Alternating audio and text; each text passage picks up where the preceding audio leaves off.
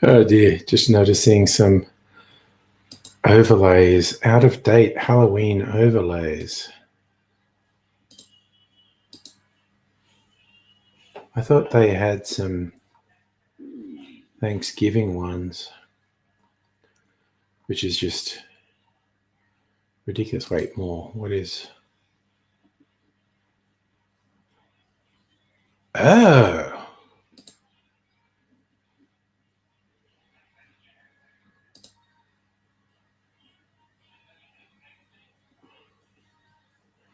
Okay, that doesn't... I'm keeping that.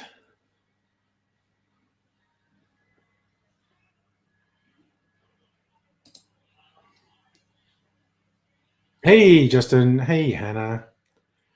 Pitch made a jailbreak to watch tonight's stream. Oh my God! You actually had 2 days in hospital. Oh my God. Well, you had a nap, and now you can hang out for a bit until exhaustion overtakes you.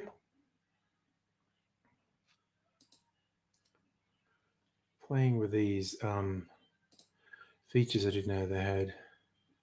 Q&A, achievement, breaking news,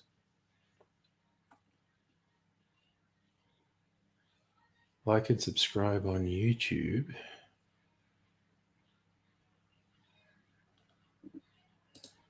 I definitely want that. How different is this one? Now it's okay. Someone tell me, actually, is it over my name? Influenza and pneumonia, because that's like the old Mexican food ad. Why not both? Because it's a bad idea. Both is a bad idea.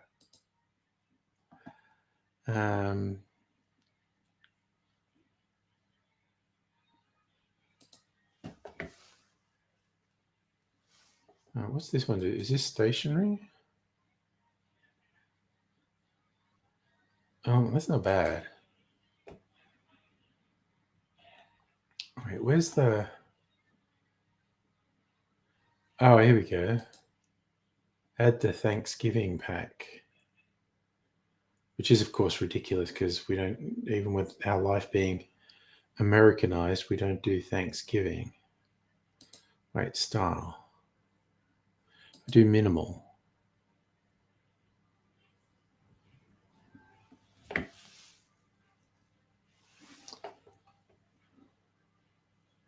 Okay, no, there's like no way that thing's not going to get as annoying as shit. Do you think the chickens will be offended by the be right back sign because they're not in control? Anyway, I'm going to switch that off. Wait, how do I switch? Oh, do I just click on it again to switch it off? Yes. Okay. It's just going to get annoying. Yeah, I mean, I would go the minimal style but surely that animated like subscribe being there for an extended period is just annoying as fuck. I mean, I started to think it was annoying as fuck. Anyway, I got to do a quick widget.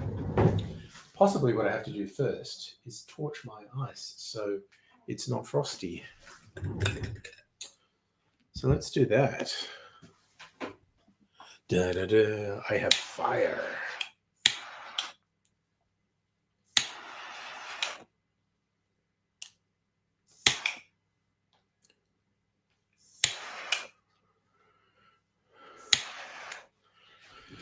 All right, that seems fully torched. It looks much more clear now. You're right, Hannah. It is a coin toss for the nearest spices. Is it entertaining to have that animation or annoying? I've started to find it annoying. With fire and a bed. I don't think any of the overlays have fire. I mean, I'd do it. I'd have just like a constant fire around me if there was a feature that did it.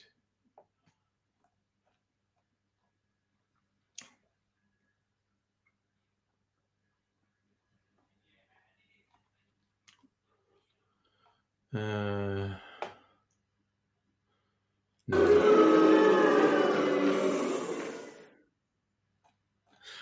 I keep forgetting I have like a soundboard on there. Anyway, I'm going to quickly make this video. I got to talk. I'm doing clarified supermarket eggnog. Oh, wait.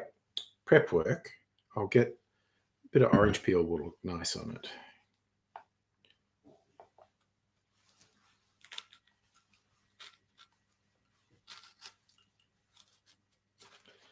Ooh, that's a nice peel. Okay, let me get... I'm going to trim it and make it beautiful. There is a self-heckle button. That was the long boo. I think I've got a...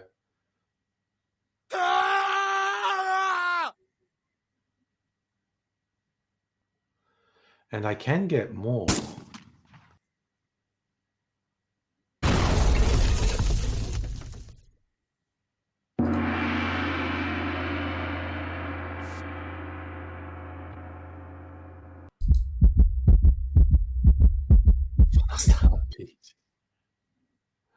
Oh, yeah.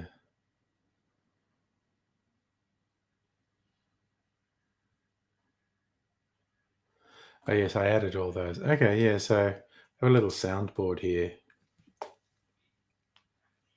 Button of shame for the obsessed dude. Is it too much power that I can play these sounds easily?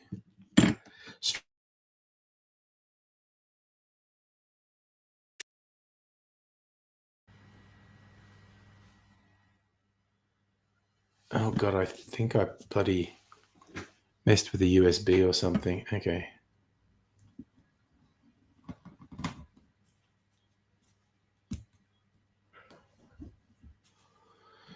Trying to make... this is probably completely unnecessary, what I'm doing here.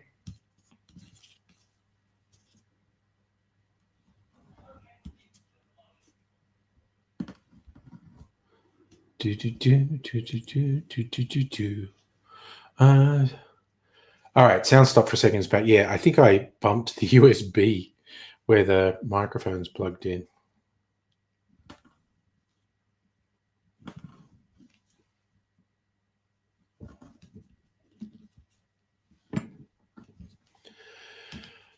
Oh my God, that looks terrible. I am probably unnecessarily overthinking this, a thing I am prone to do. That's maybe too much pith. The great Australian tradition of taking the pith. Stupid puns I never get tired of saying.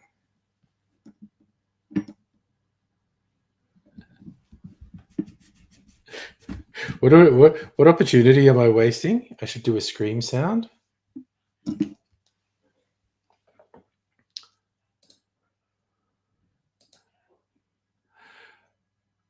Oh, that's the scream. That's a good one for if I ever get frustrated with any. I just keep forgetting this is here. You know, or if I'm wrong on the internet.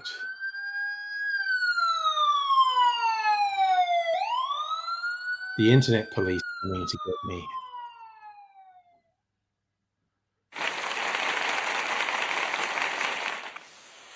Thank you. Well, that was very quick. When I knock the USB, use it for every minor inconvenience. Yes, I empathize with that. All right, I'm going to quickly make this video. Because I've done the prep, I just have to do the talking bit. I've got to pour into this glass beautiful clarified supermarket eggnog, which appeared in the supermarket today. So I instantly had to have it to clarify it. Okay, where did I put the GoPro? There it is. How we going, GoPro? Back a little bit, maybe. All right, let's go.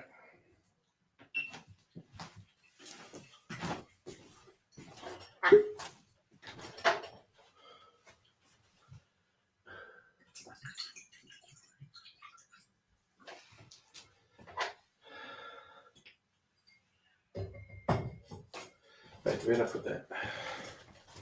For some oils.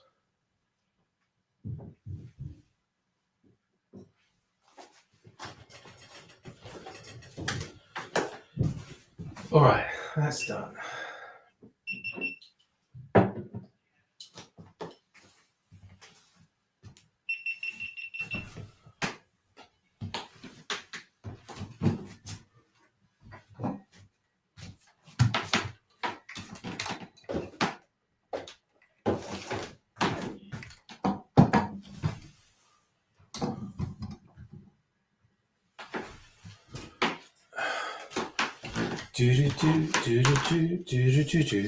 Hey, Pat. And hello, Madam Butterfly. Just going to talk about my clarified supermarket eggnog. Okay, my Simpson says, I'm going to get 30 sweet noggy days before the government takes it away from us.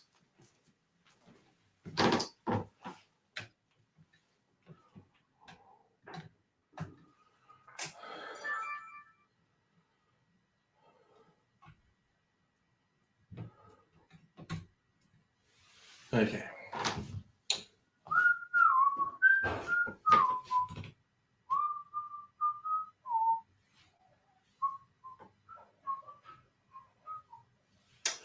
Okay.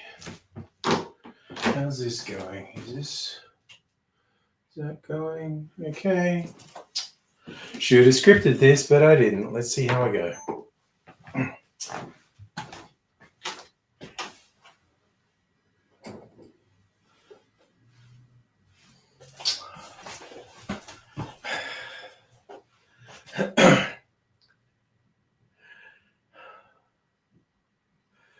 G'day, cocktail lovers. In Australia, November means stores are full of Christmas things. I know some people in the US get upset and say, you have to wait till after Thanksgiving. We don't do Thanksgiving, and I'm sure you have the same thing with the day after Halloween, Christmas stuff appearing. And around at the end of November, start of December, this appears.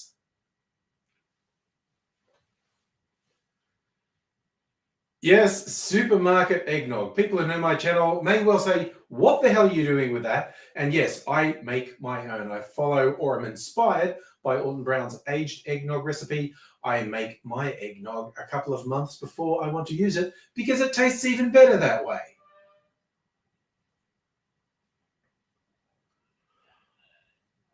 Honestly, I don't hate this stuff. It's bland, but you can, of course, liven it up with booze or maybe some cooking spices to add to it. But you know what I found works really well with this? Using it in a clarified cocktail.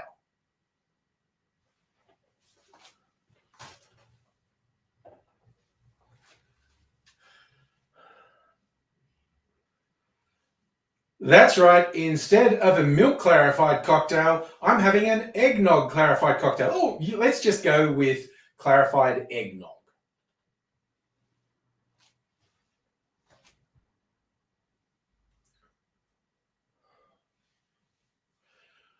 When I make eggnog, I like to have all the brown spirits. I like to go with whiskey, brandy, and rum, usually in equal measures. For this one, I've also decided to put in a bit of allspice dram just to get some more of those baking spice flavors in there.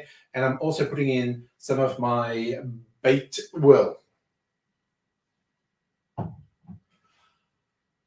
I'm also putting in some of my spiced apple brown sugar syrup, again, just to get that Christmas pud vibe happening.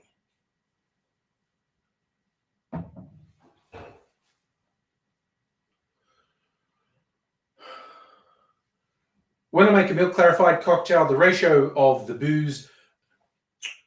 When I make a milk clarified cocktail, the ratio of the cocktail to the milk is usually about 4-1. But this is eggnog. I want to make it all about the eggnog. So it's going to be roughly 50-50.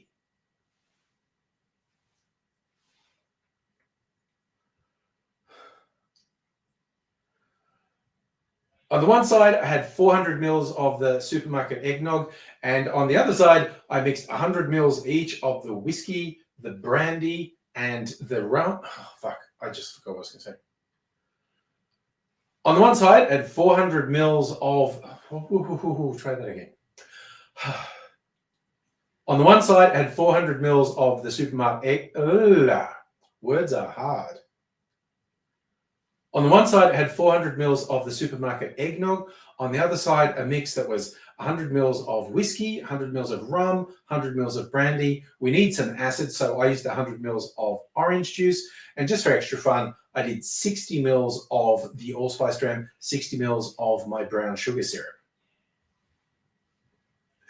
Normally, I'd show that mix happening in slow-mo, but hey, I forgot to... Normally, I would have had all the slow-mo shots of that going in, but I forgot to turn the GoPro on when I was doing it, and you can't unmix that stuff. And just because of the volume, I didn't want to do it again. So we just add that to the eggnog, and you'll see curdling start to happen pretty much straight away.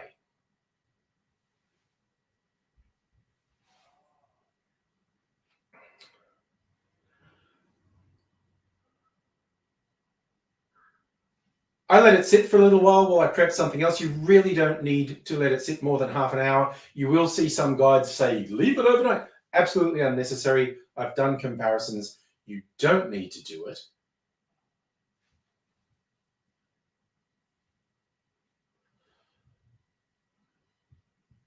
Then we do the filtering process, pour it through a... Then we do the filtering process. We just pour it through a paper coffee filter, let it run through for a while because the curds have to settle to the bottom of the filter. They do the hard work of the clarifying, not the coffee filter. So when it runs through for a while, it'll be cloudy at first, but then it'll start to go clear, and then you can put that back through. Alternatively, you could run the whole drink through more than once. I was more than a little interested. The eggnog is thicker than milk. I thought it might take much longer. It actually ran through quicker than milk tends to, and that was a relief because I made a reasonably large batch.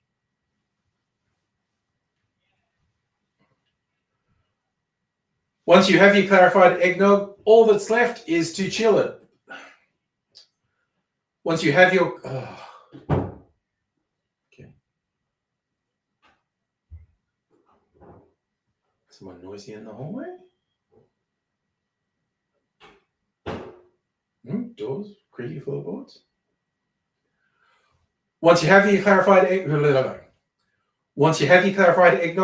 all that's left now, pour it over some sexy clear ice. It shows off both the ice and the clarified drink really well. And just because I thought it would look pretty, putting a twist of orange peel in there as a garnish.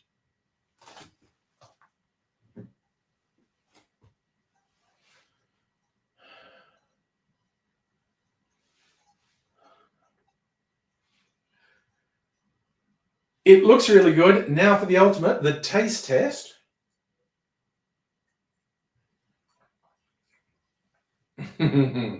Oh, I love how even with the booze in here, you've still got that eggnog flavor underneath. It's a very silky, it's more viscous than an average cocktail. It just looks like a nice clear cocktail, but it has this mouthfeel. It's silky. Viscous sounds awful. Silky is nice.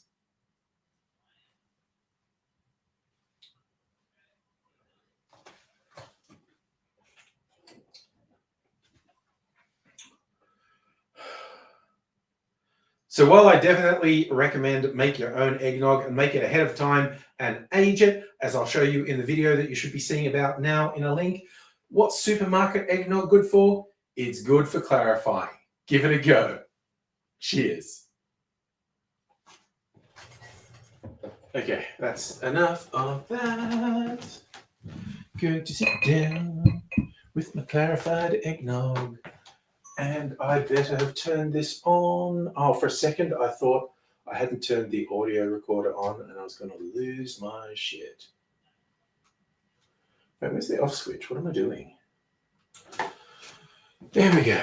Oh, motherfucker. And turn this off. Not making any more videos. I'm just going to sit down and chat. Yes, I'm already in Christmas mode. Making eggnog. Clarified eggnog. Okay, now I'm done. Okay, we all good? I'm all good.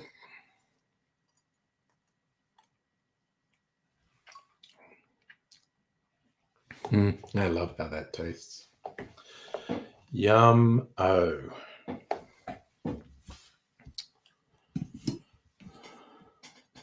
I've taken one of my clarified cocktails into work to share with people too, because they were unfamiliar with the concept and they were wowed when I gave them a taste. Yes, that's right. Work with me, and I might bring booze into the office.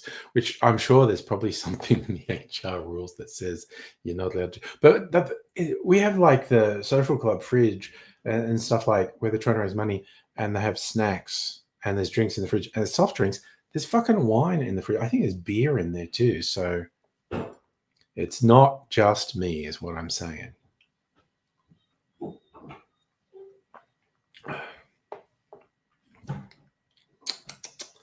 Tasty.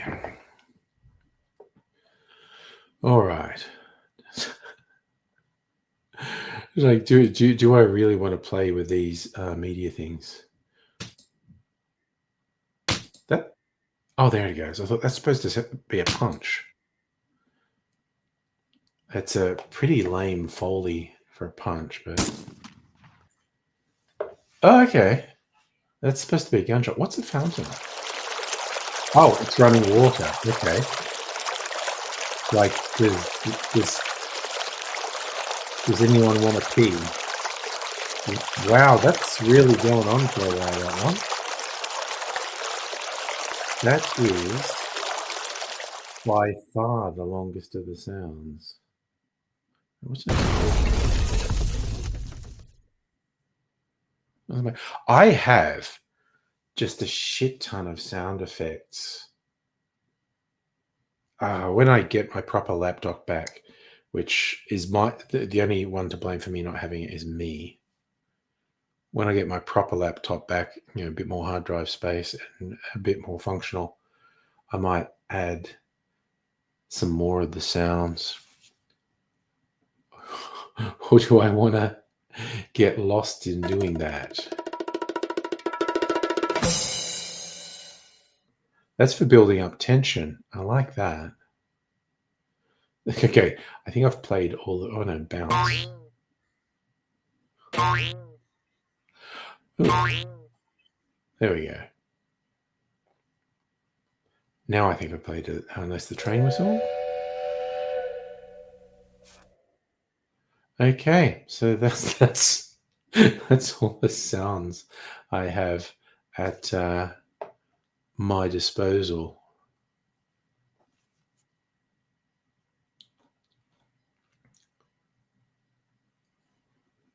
What's that? Oh, that's just the background. Okay. So I clicked on something and nothing happened. And it's because it was just the background. And you can't see the background when I do the... Also, had this little bit of animated video on green screen, and I wanted to like have it this weird dancing man on here, but it doesn't work. Wait, does it work as an overlay?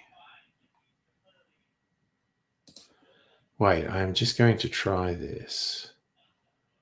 This may or may not work. Add a file. I think I put it on the desktop.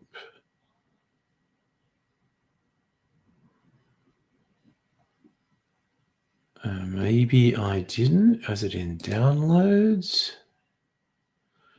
No, it doesn't seem to be in downloads. Is it in pictures?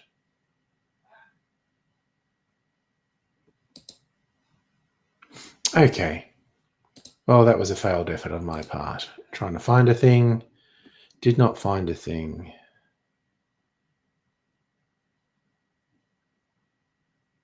Oh, wait, there's another be right back. What does this do?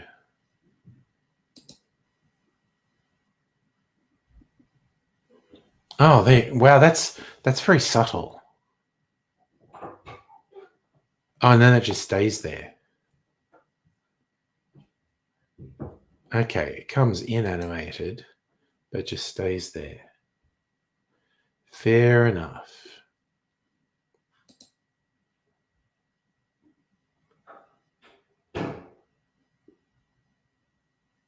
I'd like to be able to manipulate that, like position it and resize it.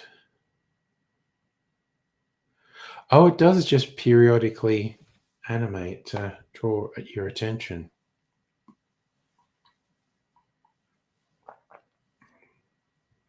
Mm. Yeah, that's nice. I just find myself thinking, I think maybe that needed even more flavor. You know, it's got whiskey and rum and brandy and allspice, and still sort of going, maybe even a bit more flavor.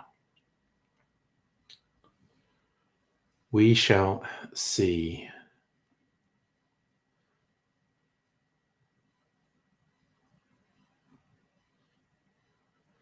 Ooh, that's interesting. Gee, this is the guy I wanted to put on.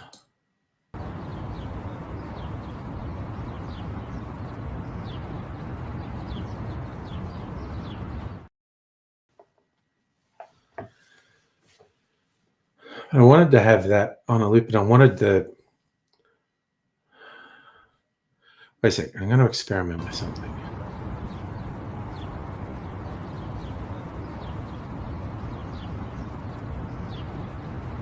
Forcibly muted me, but I don't think I'm muted anymore. It is on loop. Now, there was always a green screen option here. What's happened to it? No.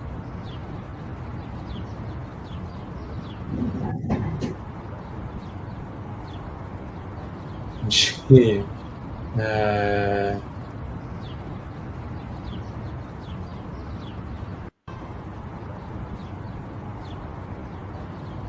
This is really weird. There used to be a green screen thing, and now I can't. Wait, is this it? 20 buttons. Camera.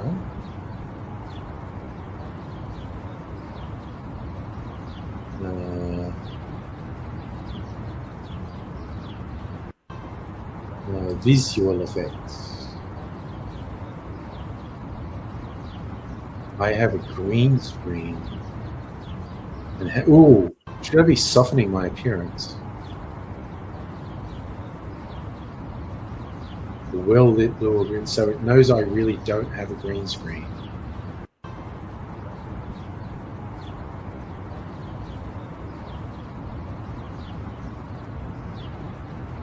Oh.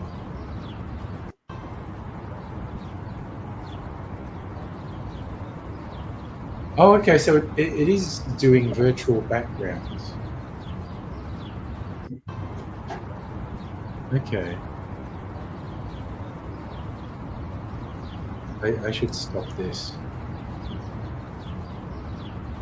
Wait. I've forgotten where this is. Stop. Stop, weird dancing man. Okay. Enough of that foolishness. Hey, Senor Butts McGee. Hello. Sorry, just having a quite chill time, and I was messing with controls.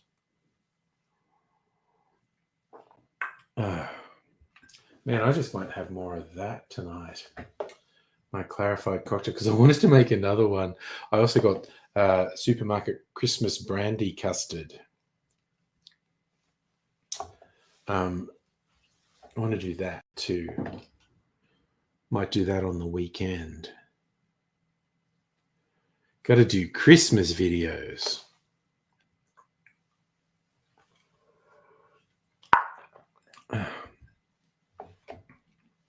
Oh man, that's really tasty.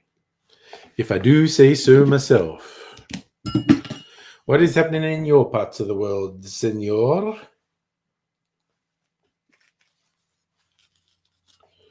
Okay, appreciate this orange is peeling nicely, giving me nice long peel.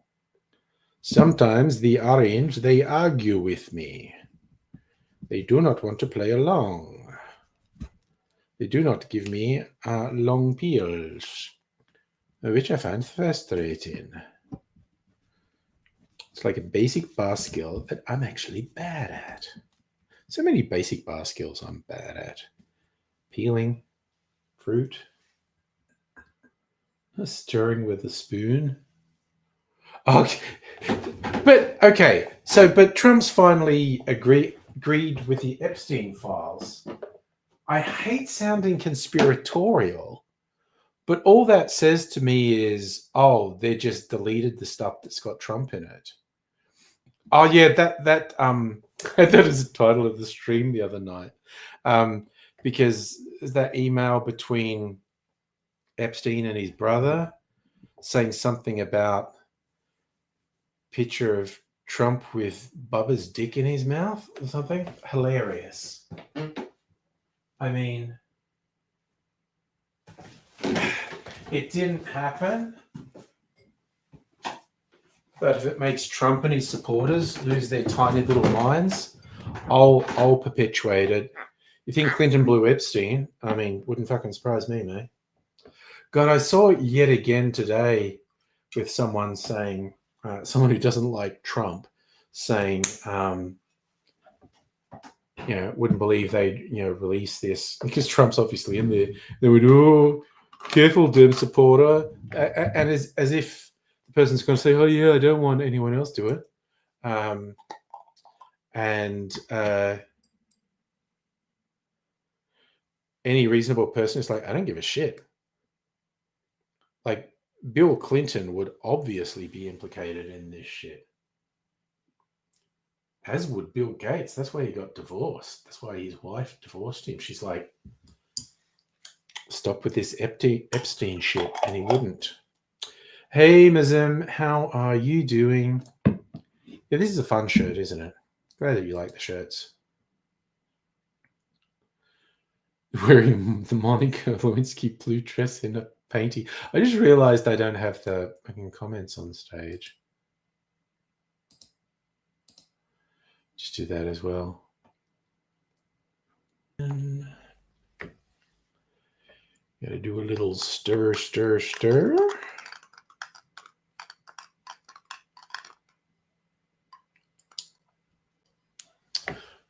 Cheers, y'all.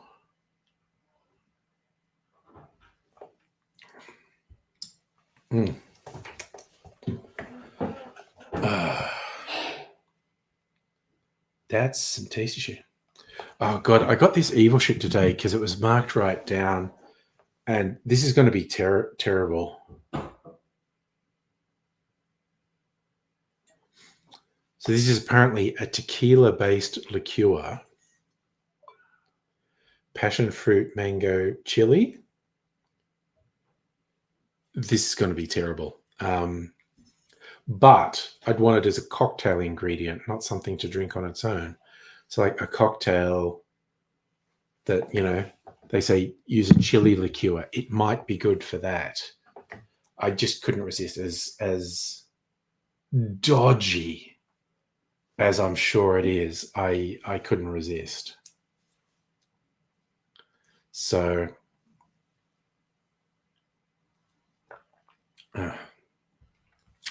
that's what I went with.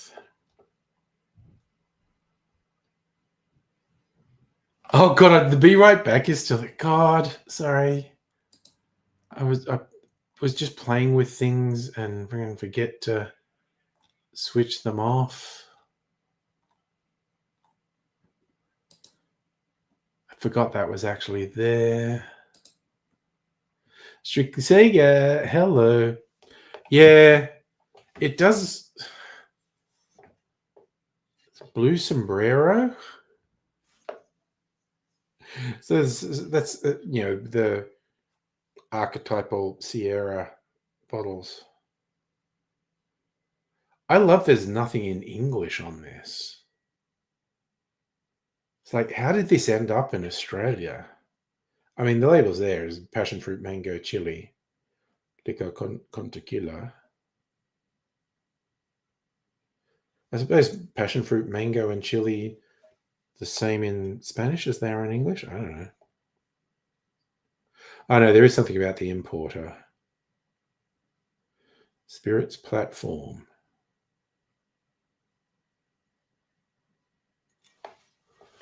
I am going to try that. It's going to.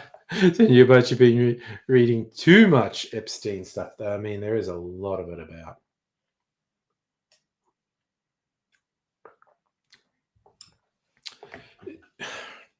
This is the thing, like everyone, not without reason, has been focused on the Epstein files and who's in it, who did what. The thing I haven't seen people talking about so much recently, I have seen people talk about it in the past, which is how I know about it. It's like, what was Epstein? Why was Epstein? It's very strange. Like, was Epstein a psyop?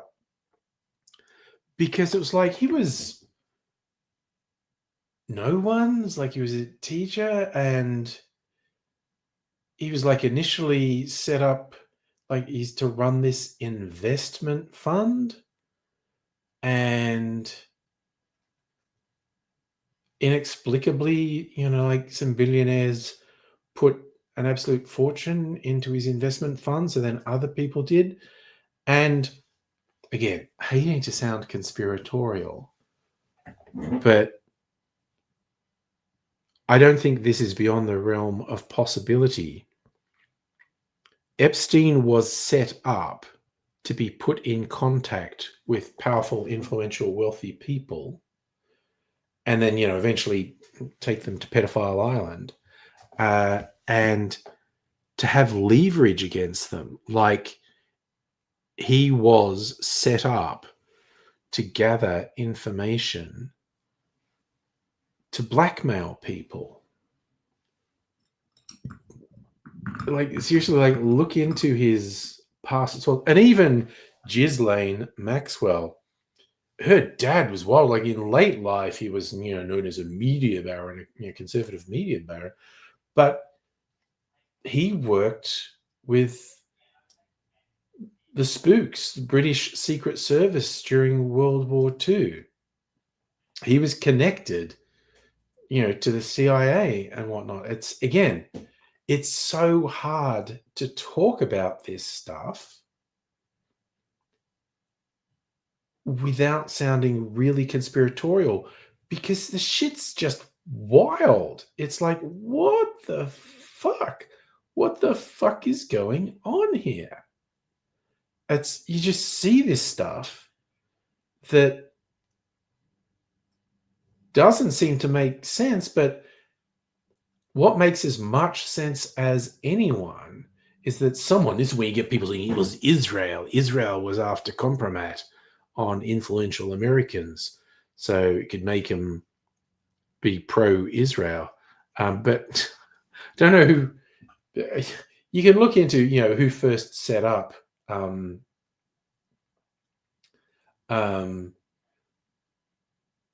who first set Epstein up, but it is in no way implausible that he was specifically set up to interact with wealthy, powerful, influential people and get blackmail material on them as well. I always pronounce her name Ghislaine because I'm sure that would really piss her off. And She's a fucking trafficker. Fuck her. She pets puppies in prison and has the warden help her send emails and documents.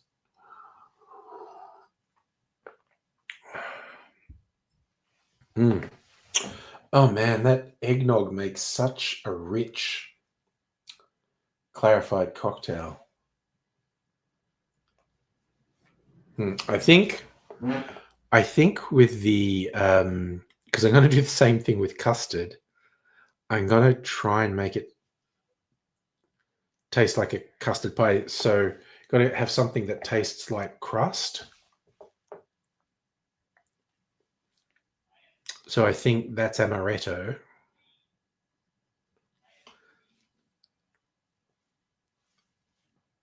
And yeah, we'll have to see.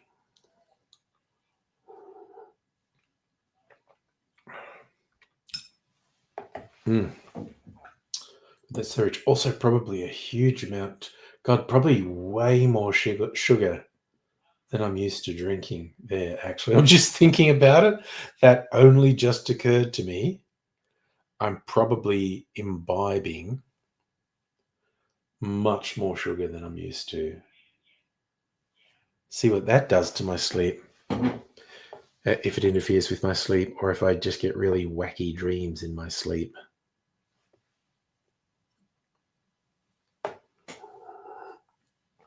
If I get hyper in the stream, or if I crash because I have a sugar crash. I was thinking this is so tasty, I could drink it. I should stop because the sugar content's too damn high. Actually, let me look at the eggnog carton.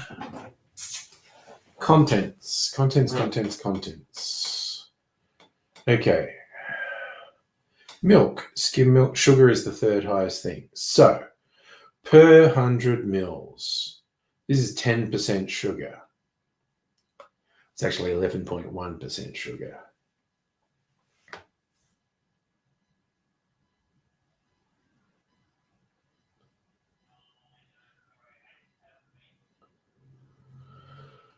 Oh, damn.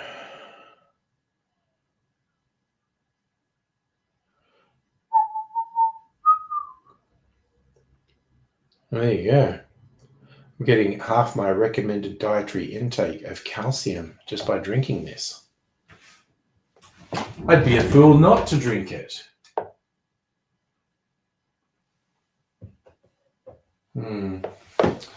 But, like I said, more sugar than I'm used to imbibing. Gotta watch out for the diabetes. Oh, dear. I am very much enjoying that.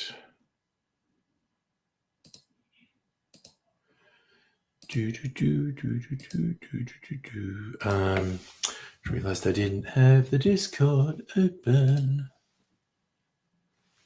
Let's see if there's a message on the Discord.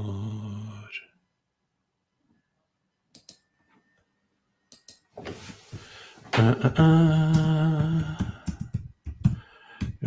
you having tech problems? Okay, settle down. I think it's just said something. Oh, flying back to Canberra, maybe for the last time. There you go. Oh, there we go.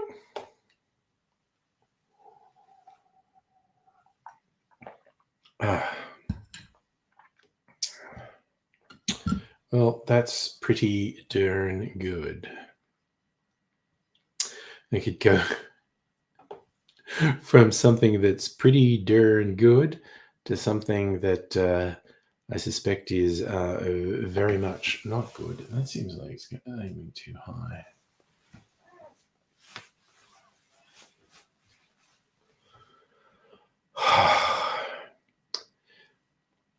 You know what I don't get is like almost any human in a professional setting has been doing online meetings for the best part of 60 years now, but you still have meetings where you get on camera and people have their camera like that. Fuck is that about? I don't get it. Still get people doing that. It's so very strange to me. Anyway, I'm going to get a shot glass and try some of this devil's piss. Is this going to be an instant regret situation? Oh no, it's got to be. I've got a few different shot glasses here. Has to be a skull shot glass for this. All right. Let us see. All right.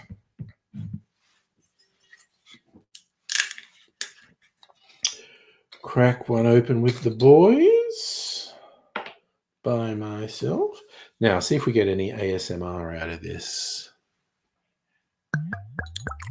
That was okay. Okay, a little bit of ASMR. Hey, Pat, how you doing?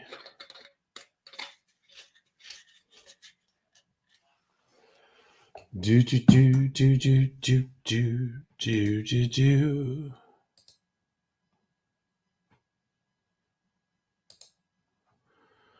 Okay. Oh, and Strictly Say is prepping for our disc talk session. Okay. Ooh, smells okay, actually. Smells a little bit like tequila. And then artificial fruity flavors, like lollies, it smells like, basically. All right. Am I smelling any chili? We'll see. What's it like? Oh, instant kind of zing. It does have a little bit of chili in it. Oh, that's good to know. Because occasionally I get cocktail recipes that say do a little bit of chili liqueur in here. So now I've got this. Oh, yeah, no, actually, it's quite warm. It's continuing the chili warmth down my esophagus. Just quite nasty artificial fruit flavors.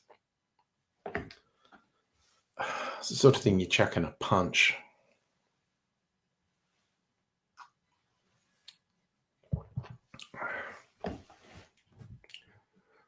Well, you know, I'm not screwing my face up.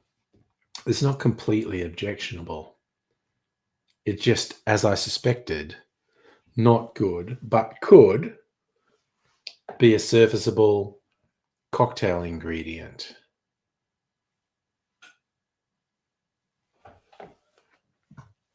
I like the embossing on the bottle. It says Sierra on the side. What's this? Oh, right. Of course. It says tequila on that side, Sierra on that side, and Mexico across the bottom. I like embossed bottles. Rottweiler Dude, a teaspoon of Blair's Ultra Death Sauce. It's not as hot as Uncle Mungo's COVID-19 Delta hot sauce. Good Lord. Yes, Senor Butts. It's the Hitman Pat in the chat. You're a hot sauce. See, I am so white when it comes to spice. I have quite low levels of tolerance. Like, I think someone who's seriously into spice would probably say this had no chili at all.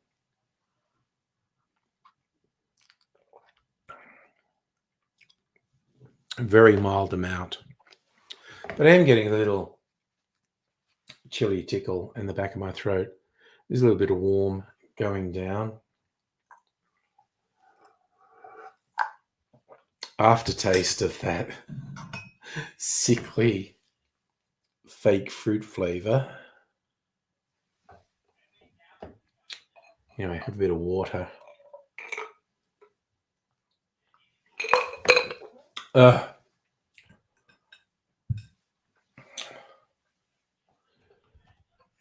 Oh, that's right. Sorry, I said that wrong. Pat's not a hitman. If anyone in law enforcement is watching, Pat is definitely not a hitman. Any reference to the smiling assassin, the cherub faced happy killer, it's not Pat, okay? I don't know how these rumors get started, but I feel compelled, just in case anyone from law enforcement is watching, I feel compelled to state on the record, Pat, definitely not the most feared killer in Melbourne's underworld. Oh, dude, if you see a chili sauce eating competition, you'll think of entering. Pat, I'm on your side. I think I couldn't make it clearer. I couldn't make it clearer that for legal purposes, you're not a hitman.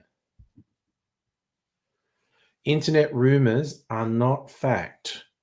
No matter how consistent they are, no matter how many people say the same thing, that doesn't mean definitively that Pat's a hitman. Okay? Got to grow up, people. We got to grow up. Just because we see rumors online that Pat's a ruthless contract killer, we shouldn't believe that. Maybe we've seen a video where someone who looks very much like Pat mercilessly ends the life of a criminal thug. So, but you know, that could be a deep fake. That could be AI. Just because these videos were appearing before AI video was at all convincing, it could be anyone. There was so much blood spraying around in those videos. It was quite hard to see and be conclusively sure that it was Pat.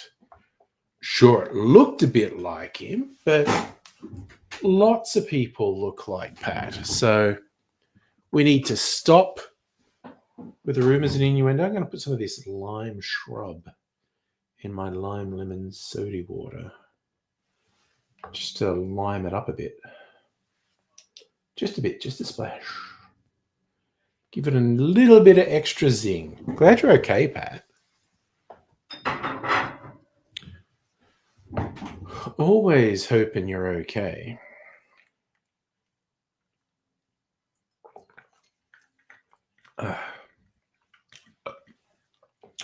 That's nice. Just a little bit of extra flavor in the mineral water.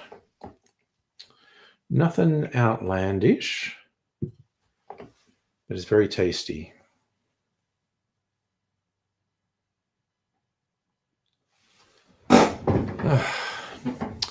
It's a funny old world. Trying to think what else is happening this the rest of the week. Probably doing a stream on Thursday and Friday. Saturday is date night.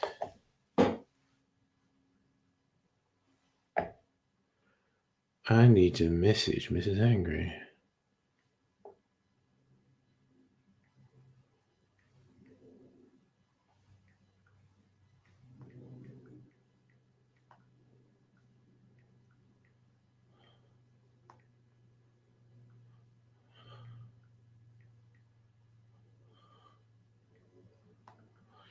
Just thinking I haven't booked for date night and I should do that. I'm just checking with Mrs. Angry. All right, ready to go. So, Pat, I am normally, you know how much I like having you on, and I am going to put the join link up, but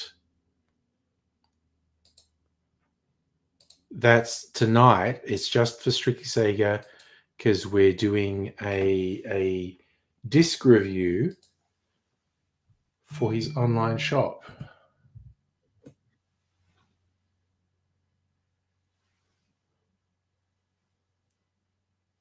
Okay. So before we start, you won't see this. I'm just booking in my date night.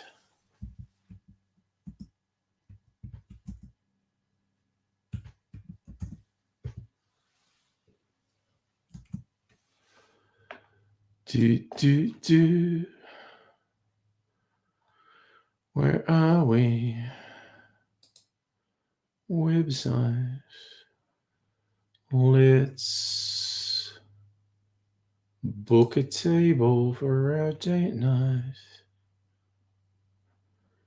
No. This Saturday. We are old people and like to do it.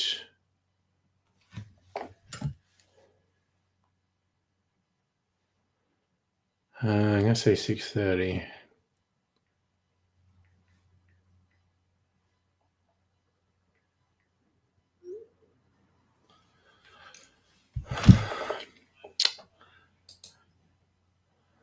Search courtyard upstairs. Dining with a view.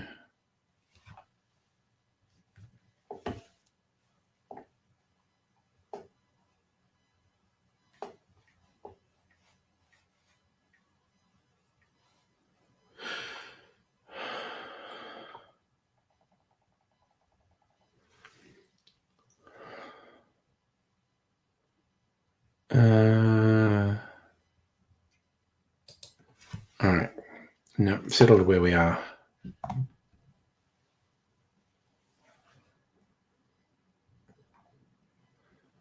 No, how do I go back? Dining with a view. What's that?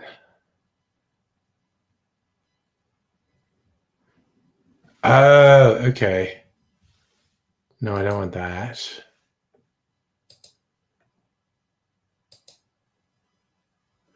All right.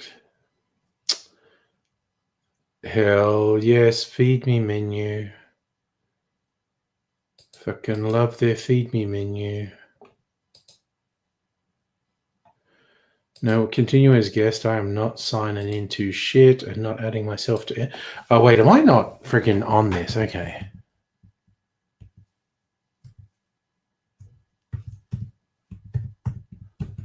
I gotta type things in like a fucking caveman. Oh, well. At gmail.com. And my phone number.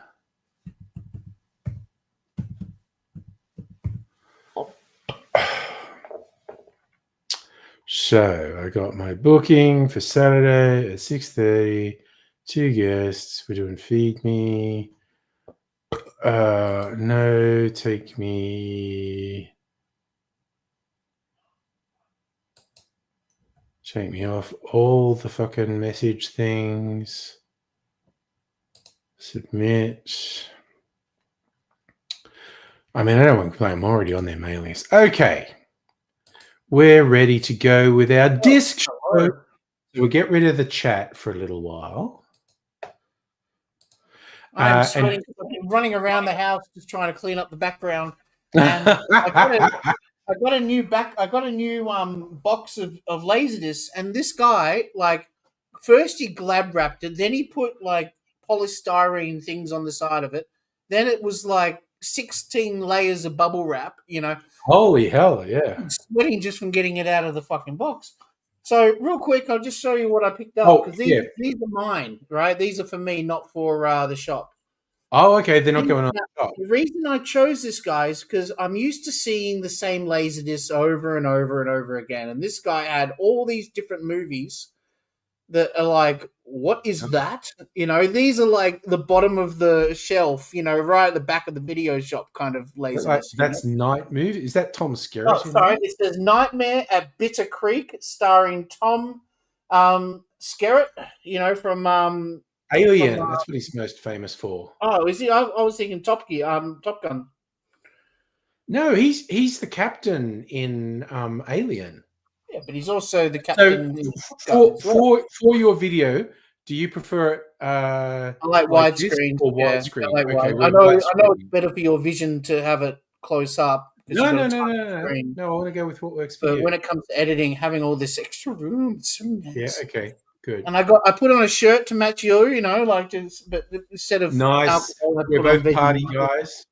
So this is Blood Fist 3 with Don the Dragon Wilson. So, Um, that sounds like a movie they would watch on The Simpsons. Like Homer would get Bart in to watch Blood Fist 3, but it's a real yeah, right. movie. It's a real movie. Don the Um, Dragon Wilson. so some of these I'm getting to sell. You know, like is it sexual response? It looks like sexual response with Shannon Okay. Tweed. Some secrets shouldn't be told. You know. Personally, hat tip to anyone who buys physical porn media, considering all the stuff on the internet. Oriental Temptations. Nice. Illegal in. Oh wait, no. Sorry. The Pink Lagoon. As opposed to the Blue Lagoon. Yes, I guess there's a bit more pink going on there, if you know what I mean. And then If speaking of you know what blue, I mean. Yes. we have Illegal in Blue, and that's Okay. on the front cover is Chad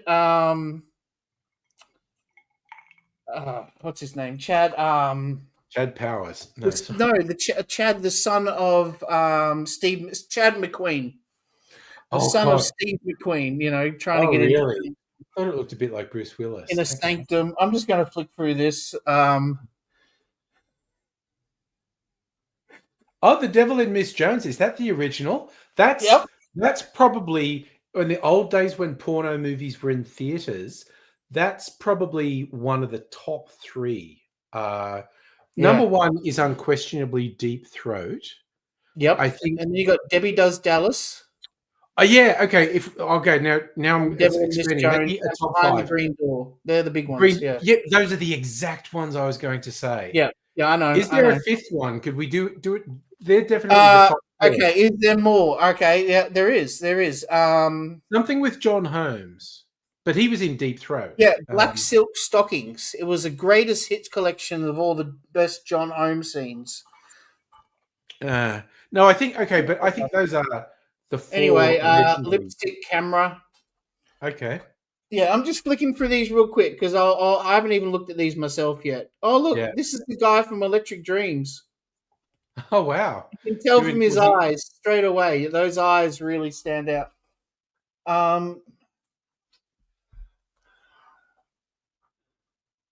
I don't even know what that says, and I don't think I should be showing that on the stream either. Something about massage, I think. I don't know. Yeah. The Nicole Stanton story. Okay. I don't know who Nicole Stanton is. Neither do I. And we got Cyborg Soldier with Oh David God, is that a Bradley. knockoff of Universal Soldier? Right, it probably would have been, yeah. Prototype X29A. Oh, Which is geez, there was some basically just a classic dude running cheese. around in a robot suit, there we go. Yeah. Yeah, there were so many cheesy low budget sci-fi. There certainly was. Beastmaster 2. Oh, Beastmaster, that's so 80s. That's the one where he controls all the animals, yeah. Yeah. Rage and Honor with Cynthia Rothrock. I'm about to say that sounds familiar as in it's a borderline legit movie. Trances number 4 with Helen Hunt. Oh my God. Helen Hunt is in a direct-to-video. And who else was it? There was someone else that's famous now in this as well. But I'm flicking, so I'll look later. All right. Fatal Justice, Joe Estevez. Oh God, is that like the Fatal Attraction crossed with Dirty Harry type thing? Who knows what it could be, Like, that's the thing. Yeah. I've never heard of these movies. That's why I got them. Fast Money. And this is the chick, sorry, here. It's the chick from Terminal Velocity. Drop Zone. Drop Zone. Okay. That sounds vaguely like something I've heard of, that one. Again, just one of the bottom shelf B grade. Yeah. New Crime City. Oh, were they trying to cash in on New Jack City? Or I don't know. I They're think trying to New be Jack City cyberpunk. was about black people But fighting that's what I over. mean. New Jack City was mildly Yeah, successful. no, this is Los Angeles 2020. Right. The far-flung future. Um, Speaking of which, we got Cyborg Cop. Wow, they were just milking the cyborg movies. Yep. We've got two more. Rescue Me. That sounds familiar. Is Michael there anyone well Dudikoff known and in Stephen that? Dorff. Uh, Well, it's canon, so you're in for a good time. And yeah. lucky last, American Samurai.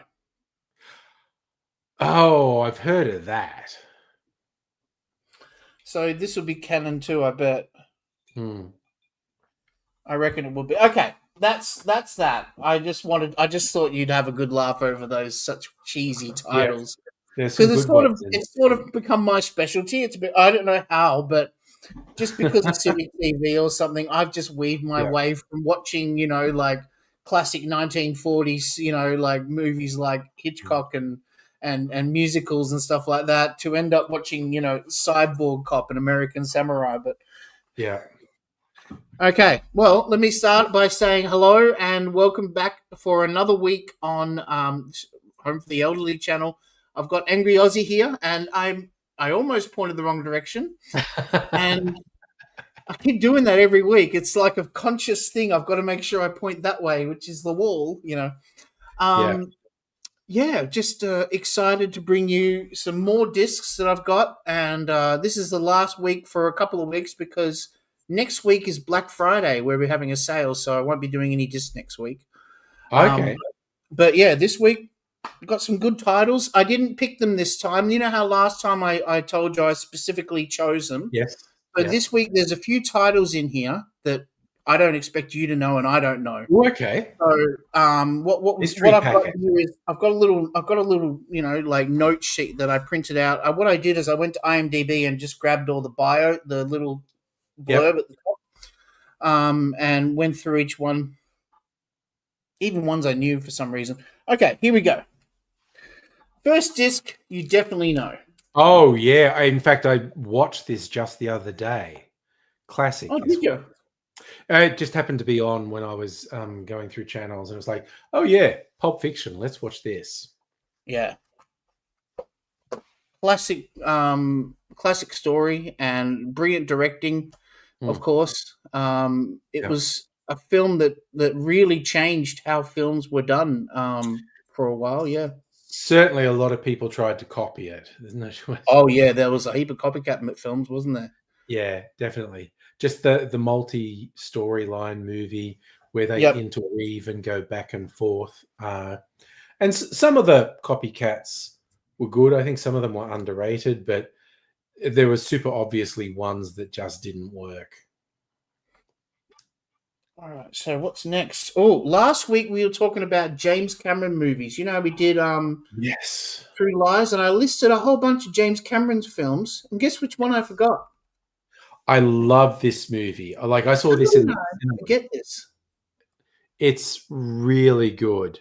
Uh, a research vessel doing deep sea research, and they find something very Don't want to throw out too many spoilers for a 40-year-old film, but they find some mysterious things in the deep.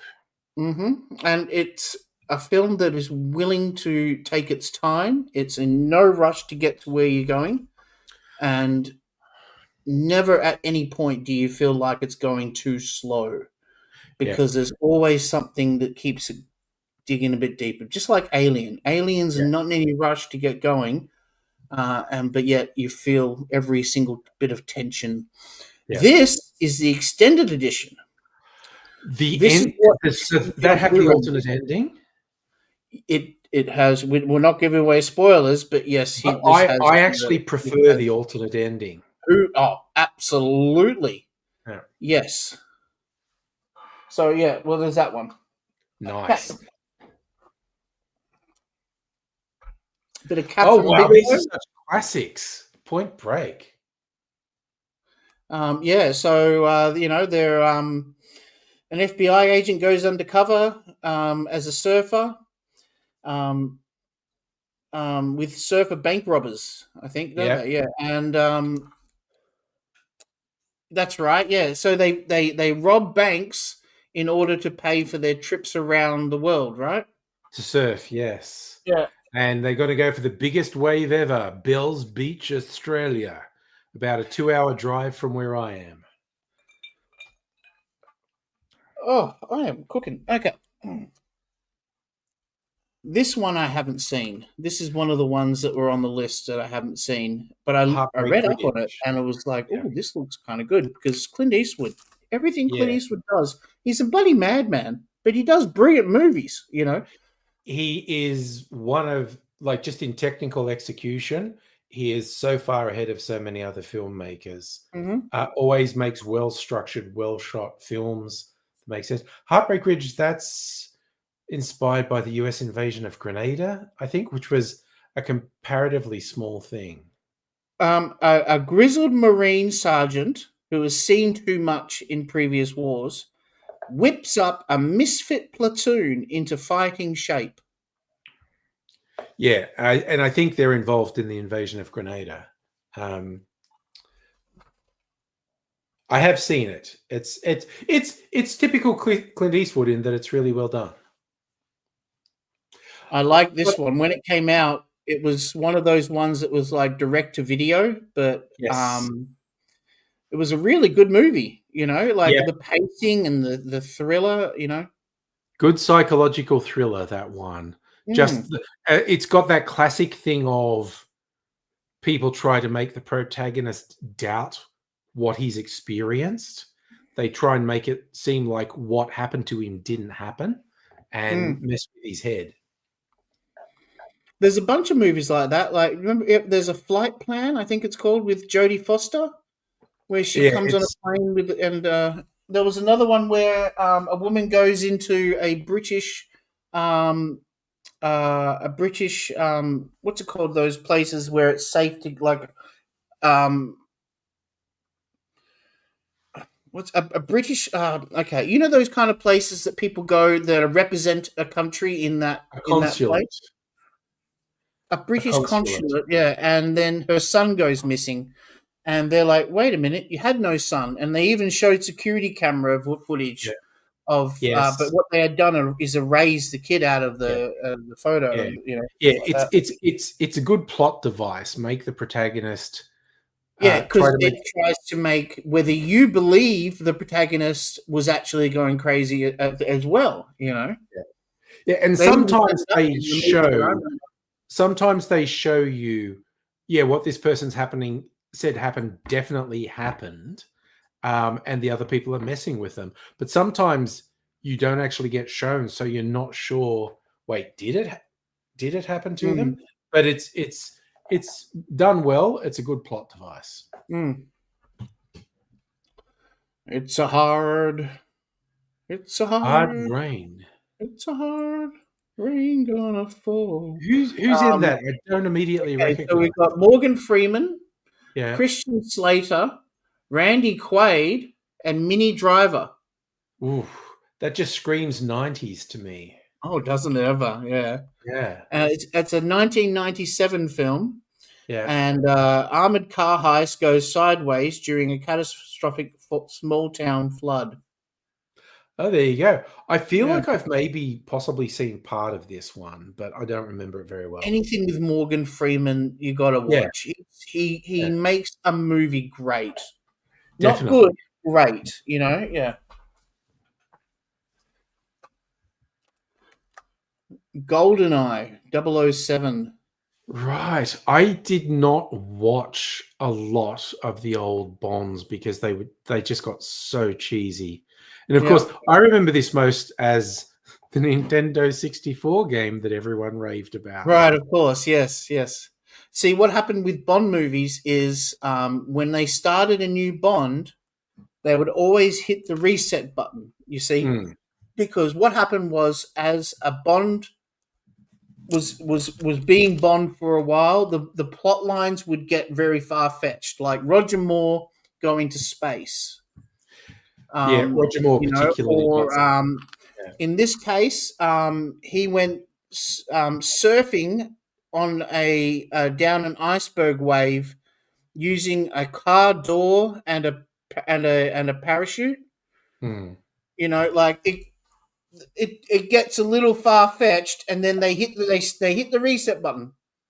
At the same time, when Roger Moore started, he did The Man with the Golden Gun, Yeah. which is in Thailand, much more serious. So what it does is it gets it when they get a new Bond, they always hit the reset button and make it a serious, dead set film, and then it slowly gets crazier and crazier, and then they replace the Bond, and then it starts serious again. And this was the serious one Okay. because this was the first Pierce Brosnan movie, of the selection, and I quite like it. I think it's one of my favorite Bond films. Cool. Yeah, not too out there. Here's one I don't know. What's it called? Called Somebody Up There Likes Me, starring Paul Newman. Oh, it's got Paul Newman in it. That's reason enough to watch it, I think. Okay, so you remember the storyline when Homer is getting okay, so Homer gets beaten up in the bar at Moe's, and Moe says you should be a boxer. And Oh then yeah, because he doesn't feel pain. Yeah. all of these boxcar Henrys and streetcar, So the whole storyline in that film, in that episode, is this movie. Oh, okay. Where it ends up at the final stage where he's, fighting he gets, he does so well fighting everybody because he does fight back. He doesn't just get hit like Homer does, right? He actually becomes a good fighter. And then it gets to a promoter comes along and says, do you want to fight in the big fight? And he gets his absolute snot knocked out of him, and then they throw in the towel, just like what happened in the Simpsons episode. Yeah. I had no idea they took that inspiration from a Paul Newman movie. They take inspiration from all sorts of movies. They sure do. You know that, yeah. Phenomenon! So long ago, I can barely remember it. It's Scientology propaganda. Is it? Yes, the whole everything that happens with him is actually it's stealth Scientology propaganda. I actually quite enjoyed this movie when it came out, but it is absolutely 100% stealth Scientology propaganda. Ordinary bloke gets genius level smarts after a strange flash in the sky. Yeah, it's funny because this came out around the same time as Michael, where John Travolta was an angel. Yeah, which is very within a year of each other. Yeah, I wouldn't call that one a Scientology film. Yeah, sort of balancing it out with Christianness or something like that in that one. The classic. I've got to have movies for. I want to encourage people who buy Laserdiscs to watch movies with their kids. Yeah, absolutely. And so I always sell Disney movies quite cheap. Yeah. Although interestingly, some people, if they've never seen this, they might be surprised at how dark it gets. There's a few moments in this with Island of Lost Boys. It's a bit, whoa, okay. This is getting a bit dark. What's going on? Are you talking about the donkey bit, right? Yeah. Yes. Yeah. Full on. It's good, but it's moments of it are surprisingly dark. Aren't they ever? Yeah. All right. Next film. Peter Sellers' The Party. Oh my god, I love this movie. This movie is so silly. I love this to death. Peter Sellers plays an Indian actor, but he's not. I was going to call him a movie star. He's not a movie star. He's a bit part player, and he's a walking disaster area. And he ends up at this party of a top end Hollywood producer's house, Hollywood executive, yeah, yeah. and it's just like got a lot of 60s, 70s hippie stuff. It's brilliant. It is, and this movie should be seen more. It's quite silly. Like, I don't want to talk about it being a high art or anything, but it's so entertaining and it's so silly. It's great. Yeah, if you want to find out why Peter Sellers is so funny, like why people talk about how funny he is, and don't want to do the Pink Panther films, this is the one that I would recommend. Oh, it's way more directed, subtle than Pink Panther. Yeah. This is also directed by Blake Edwards. Okay, I didn't know that. Yeah, it's just constant joke after joke after joke from, I don't even want to start listing them out. It's just so funny. Birdie Num Num. Yeah. That's the one that everyone says, eh? Dick Tracy? Here? Oh, Warren Beatty's Dick Tracy movie, where he tried to make everything 3 colors because that's how it used to get printed in the Sunday papers. Yeah, but if you look at it, that's one of the best things about the film is the color and the set production. Yeah, they did such an amazing job making this look well lit and colorful. It's a beautiful film to watch, but it's a little bit slow. I think Al Pacino is absolutely hilarious. He's basically the main bad guy in it, and he's absolutely hilarious. He's so good. He's turned up to 11 in this too. He's really gone he crazy. He really is. Yeah. Okay. Oh, Uncle Buck. I feel like we were having a conversation about this. I think this is the high watermark for John Candy. I think because the movie is all about him, and he does such a good job in it. What were we talking about that brought up Uncle Buck? Yeah, I think it was at Home Alone or something like that. Maybe we were talking about Home Alone. Yeah, might have been talking about the John Candy doco that was released recently. Yeah, if you've seen the doco but you haven't seen Uncle Buck, grab this because this is one of the key highlights of his career, as well as Planes, Trains, and Automobiles. They're the 2 films that there is 2 top ones. But he's in Planes, Trains. He's co-starring. Whereas he's the center. He is the film. Yeah. Yep. And he's such a great character. Yeah. All right. This one I've seen so long ago I barely remember. Yeah. Presumed innocent. Harrison Ford is on a murder case becomes the prime suspect himself. Yes. He's the prosecutor, but he is put on trial. A younger woman who worked in his office is murdered, and he's put on trial. And as with mystery thrillers, you want a twist. The twist in this is really good. No spoilers, even though it's like a 30-year-old film. But it's the classic. This is one where he's on trial and you don't know if he's guilty or not. And, oh, wow. And it plays right through, and like with a suspense mystery thriller, you want a twist at the end. This one has a good twist.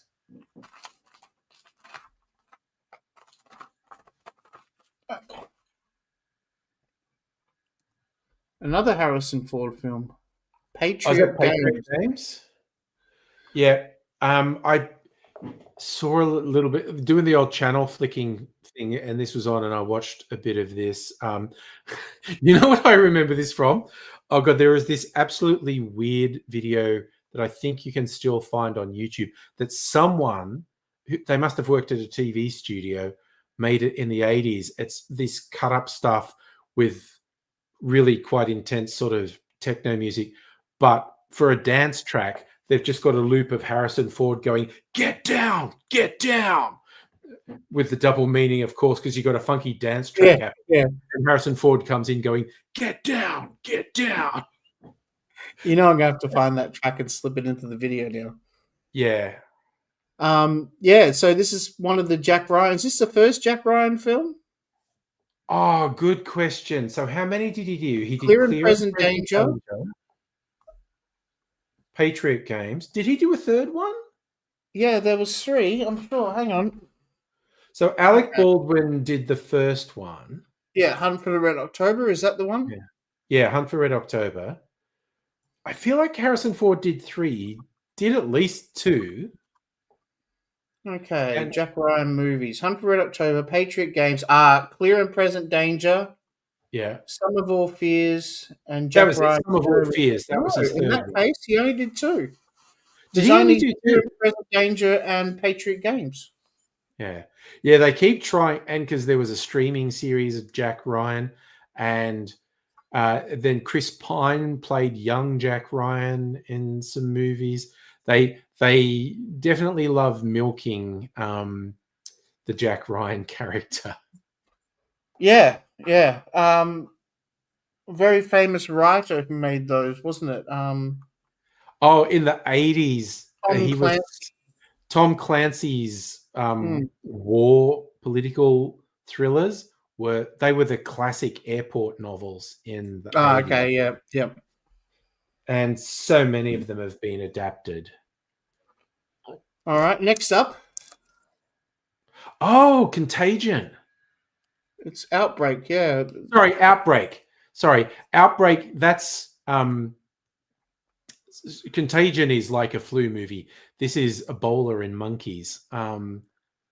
And this was, while it's a thrill ride, and it's pretty good, this movie, it was inspired by a real event where they were worried some monkeys in a zoo had Ebola and they'd gotten into the US. And I did read an article where it came from, and one of the CDC guys who's going in there, when they're in the enclosure, they say it was terrifying because it wasn't very light, and they did have some protective gear, but they were concerned the monkeys could just bite straight through it. And they're in near darkness, going through trees, trying to find these monkeys that they think are infected with Ebola. Yeah. It's like, oh my God. This one kicks it up several notches. Living on the edge a bit, yeah. I remember during COVID, people would, in the Laserdisc groups, would say they watched Outbreak, as some kind of way to be like, I'm shaking the tree, baby, yeah. Yeah. No, if the one that was very creepily believable in COVID was Contagion.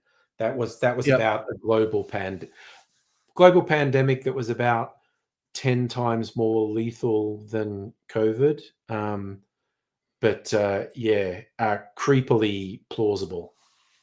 There's another one as well. It's called Deadly Outbreak. It's a thing. People love. Yeah, it was straight to video.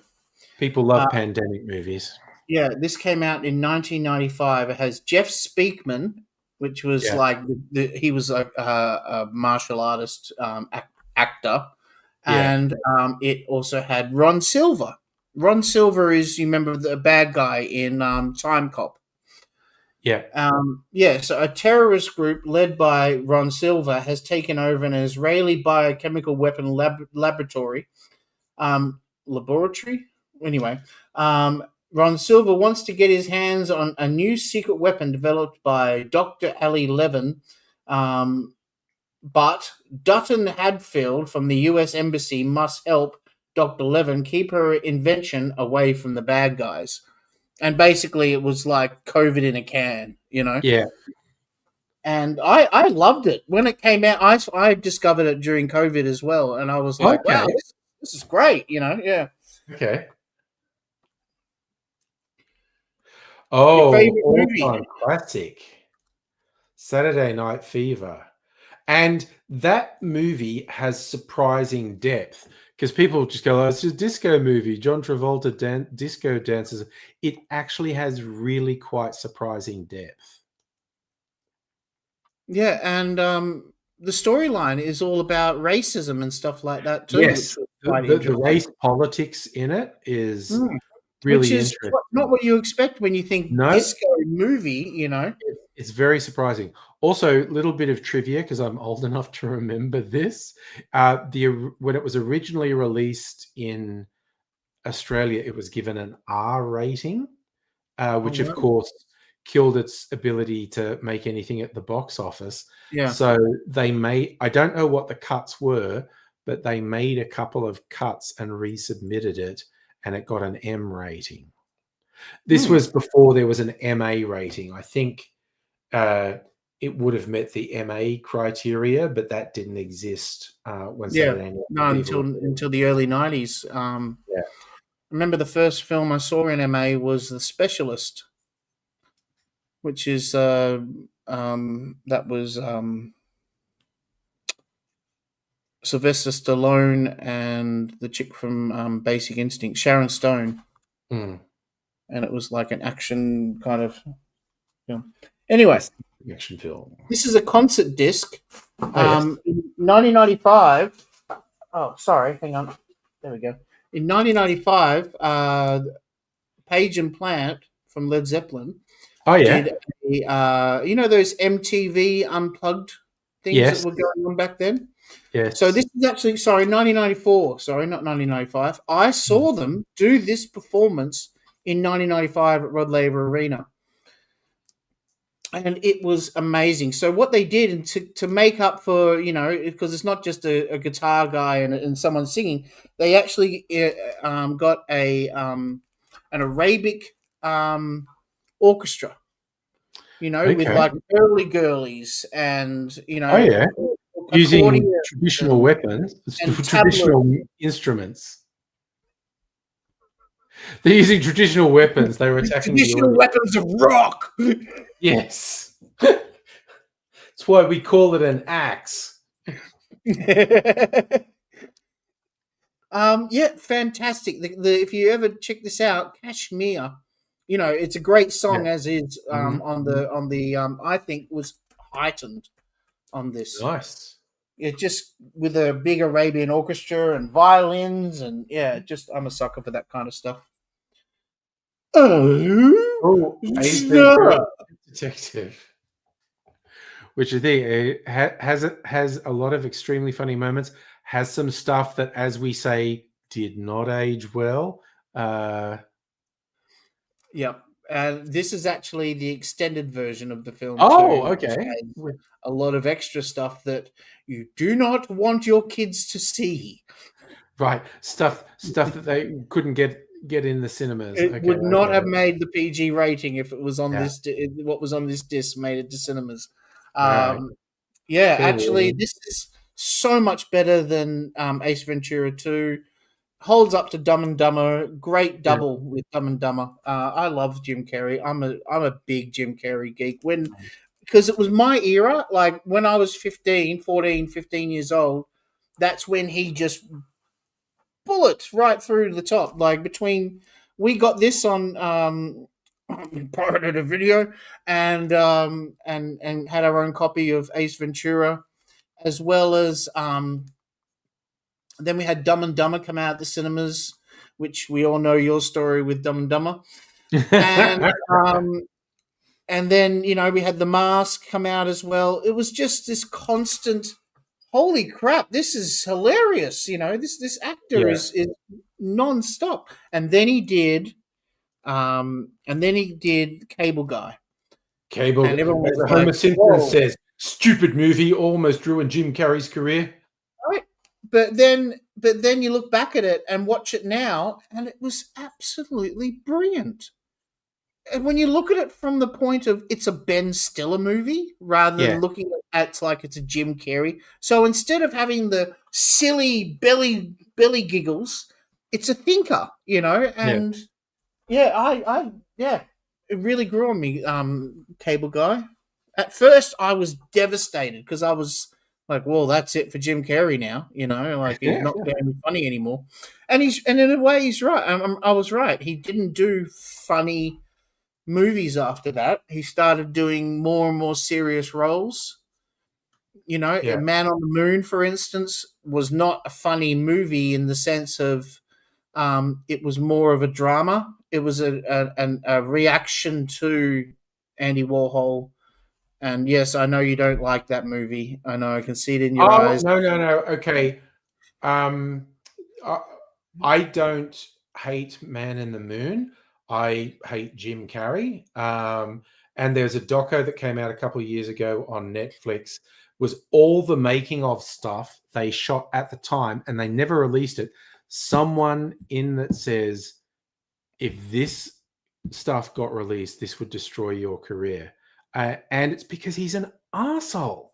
He is just terrible to He people. was way too into character Yeah. and But again, embodied okay, the character of Andy Warhol and his uh, side, the other character he does. Um, you know what I'm talking about. his version of method acting, he's going, I have to be Andy Kaufman the whole time. Oh, And Andy Kaufman. Sorry, I've been saying Andy Warhol. Oh my God, Andy yes. Warhol's the painter. Yes. Yes, yes, the Campbell soup. Yeah, guy. Yeah. Yep. But Andy, that is such a hack interpretation of method acting. And he was just being a jerk. He was just being horrible to people. And he was very horrible to basically everyone. And his excuses because he had to be Andy, it's like, grow up, man. You're acting, okay? You're not Mm. being someone, you're acting, you friggin' self So, absorbed having hack. said that, right, you've seen Jim Carrey in recent interviews getting full enlightened now, you know. Do you think he has some kind of mental issue or something like that because of the pressure that he got put through by making these films, like Okay. Grinch Stole Christmas, having to sit in a chair for 3 months for 6 hours, 7 hours a day, getting makeup done, has got to put a mental strain on you, you know? His Hollywood life would mess with it. No, I'm angry at him because he's an anti-vaxxer, and he has quite a loud. He and his wife have quite a loud public platform, and they're anti-vaxxers. They would personally be guilty of killing children Mm. by convincing parents not to Parents vaccinate their to kids. not. So you mean no vaccinations at all, rather than They're full-on anti-vaxxers. COVID? You mean No, everything? this is Yeah. this is Oh wow. this predates COVID by a decade. Oh wow. They are full on anti-vaxxers. They're very dangerous people. There you go. Okay. Yeah. All right. Well, on that somber note, here's a somber I know movie. that went dark. Have you seen this one, Sleepers? Oh yeah. Oh yeah. The adults who are reliving the fact that they were abused as kids in a Catholic school, I think. Yeah, yeah, and got revenge on them and stuff like that. Yeah. Yeah, Kevin Bacon, De Niro, Hoffman, Jason Patrick from Speed 2, and Yeah. Brad Pitt. I always love to go. No, Jason Patrick from Lost Boys. Yes, okay, that's a Yeah. better way to do it. But yeah, I very think it's fun calling him Jason Patrick from Speed 2. Yeah, yeah. Very, very good cast. For the day, it was a very big name cast.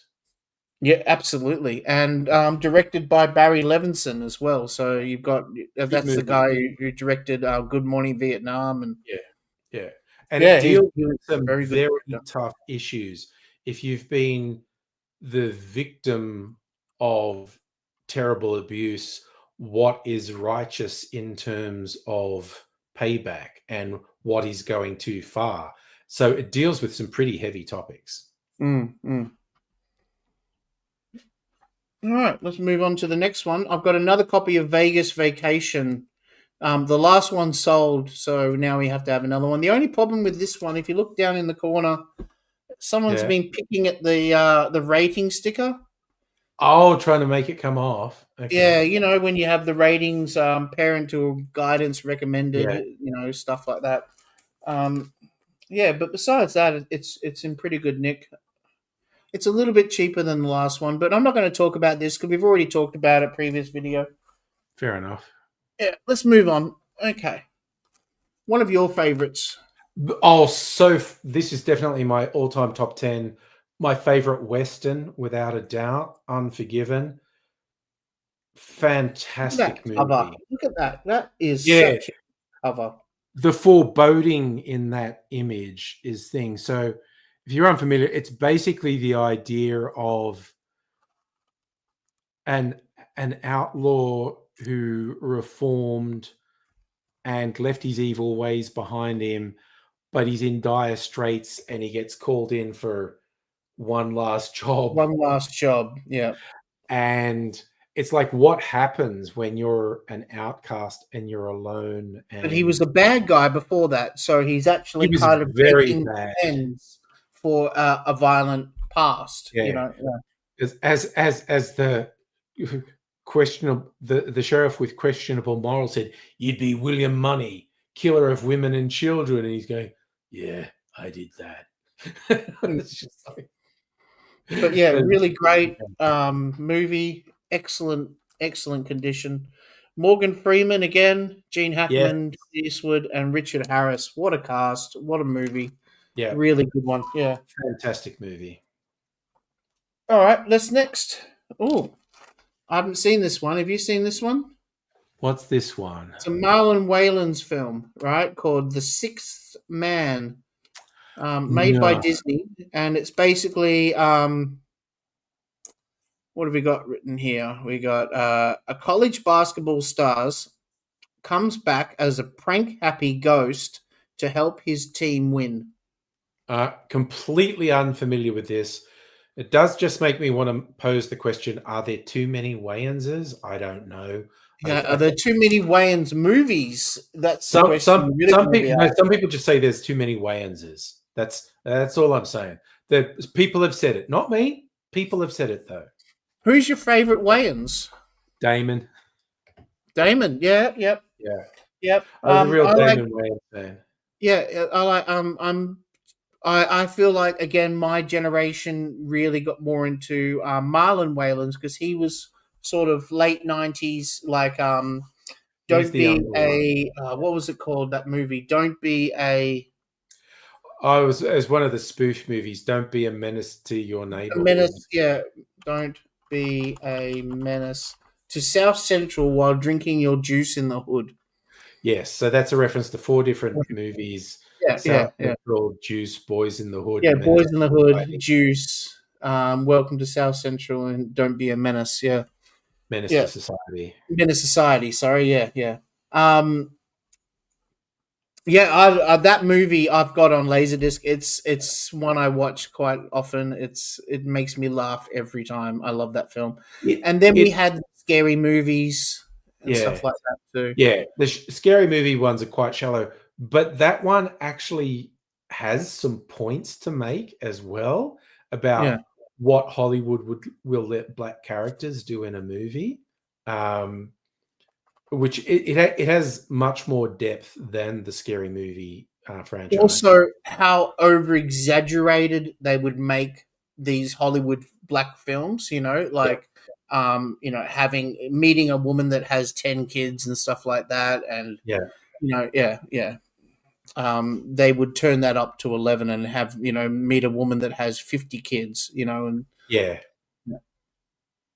yeah, yeah, it was quite amusing. And yeah, moving on, this movie's called The Trial of Lee Harvey Oswald, Huh. and it's a speculative movie. Okay, so Yeah. how you've got like those Marvel What If films, Yes, yes. or Marvel What If comics, right?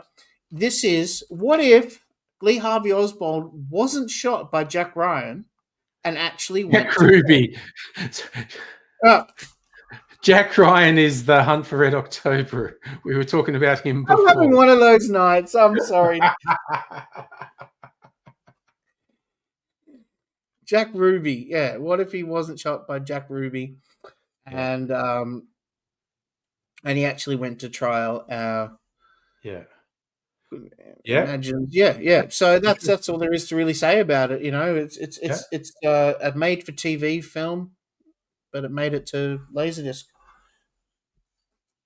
All right, you know this one, What is it? the Oh, Lawrence of Lawnmower Man. Arabia.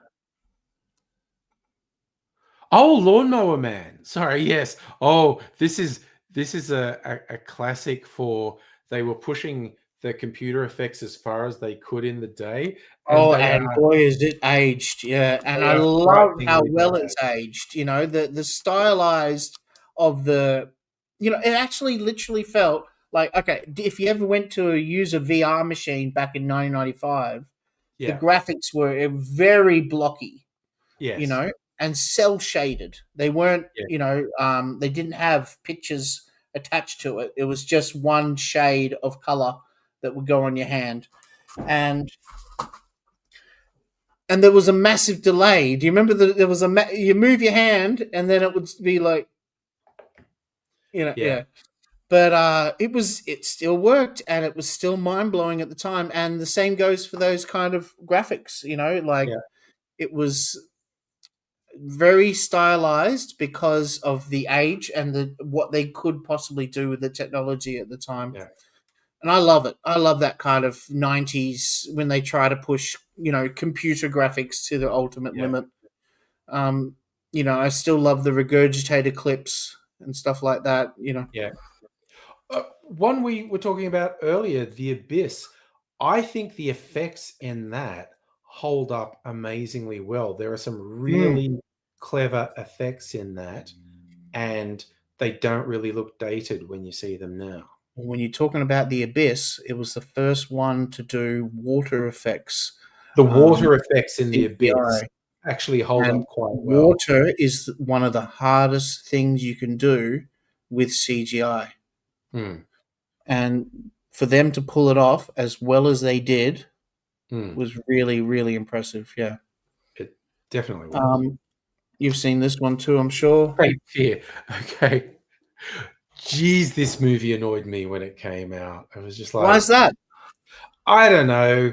It was just sort of so overblown, and It it's was got everywhere. You great couldn't stuff avoid in it. It was everyone was talking about it. it. You know, it was the movie to see. It's the original Cape Fear has Gregory Peck and Robert Mitchum in it, and they both have cameos in this one. Um, if they had been more like the story of the original, I think it would have been better. But they went really over the top, I think, with this. But mind you, the funniest thing in the original, because Robert De Niro got really buffed to play the scary criminal. Um, uh, Robert Mitchum in the first one didn't so much. So it's kind of like every scene he's postures like this because he's sucking his gut in. It's very funny. It's very funny. You just go um, like, he's just sucking his gut in the whole time. yeah, that was the first ever Robert De Niro movie that I ever saw, and he scared the living crap out of me. Oh, he's very scary. He's very Yeah, scary. and Then again, then of course about the Sideshow Bob copied. They copied yeah, it a lot, you know, with the yes, die on yeah, his tummy and yeah. stuff like that. The Simpsons episode parodying Cape Fear is brilliant. It has so many good things. My favorite bit, there's one scene where nothing bad happens, but it's just horribly unsettling. They're in a movie, the family, and the bad Mm, guy's a couple rows behind them, and he's just laughing stupidly loud at the movie. And there's something really unsettling about it. And mm. in The Simpsons, Sideshow Bob does that to The Simpsons, but then Homer finds his laugh funny, and Homer starts doing this really extremely exaggerated laugh, and Sideshow Bob gets pissed off and leaves. I gotta watch that again. That sounds like a fun That is episode. a Yeah. really good Simpsons episode. Okay, this is one I haven't seen. Eyes of the Serpent. It's quite a rare disc. Is it like a Um, Conan knockoff? Soldiers stumble into a jungle nightmare of traps, greed, and paranoia. That doesn't really say Okay. much, does it? The serpent is the sword of salvation. It does look like one of those, Yeah, muscle. that image there so looks like a Conan knockoff. Let's take it out and have a look at the back cover, eh? Yeah, look at that. It is busty wenches and buff guys with swords. Yeah. 86 minutes. Woo, they've raced through that one. Yeah. There's no filler in this movie. No. Just give me a sec, because these single covers are quite tight, but they look so much better when you have them on your shelf. I got these new bags, Okay. so the bags that I was using before were Mhm. double, like made for 2 discs. Oh, And right. So you like it when it's these a better ones, fit. these ones are much tighter. Yeah. And when you have them on the shelf, there we go. When you have them nicely all stacked up on the shelf, Yeah. you can still read the label. Ah, nice. Okay. Whereas when the fat ones are, the spine, this plastic thing is so thick that it kind of covers up right where you want to read.